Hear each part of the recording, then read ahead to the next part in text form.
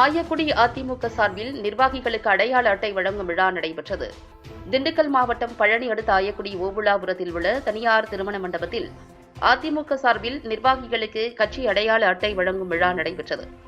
ஆயக்குடி பேரூர் செயலாளர் வழக்கறிஞர் சசிகுமார் தலைமையில் நடைபெற்ற இந்த நிகழ்ச்சியில் ஆயக்குடி பேரூராட்சிக்குட்பட்ட 18 வார்டுகளில் உள்ள அதிமுக கட்சி நிர்வாகிகளுக்கு வார்டு செயலாளர்கள் மூலம் கட்சி அடையாள அட்டையை அதிமுக முன்னாள் முப்பெரும் துறை அமைச்சரும் மாவட்ட செயலாளருமான நத்தம் விஸ்வநாதன் மற்றும் முன்னாள் அமைச்சர் திண்டுக்கல் சீனிவாசன், நத்தம் கண்ணன் ஆகியோர் சிறப்பு அழைப்பாளர்களாக கலந்து கொண்டு நிர்வாகிகளுக்கு அடையாள அட்டையை வழங்கினர்.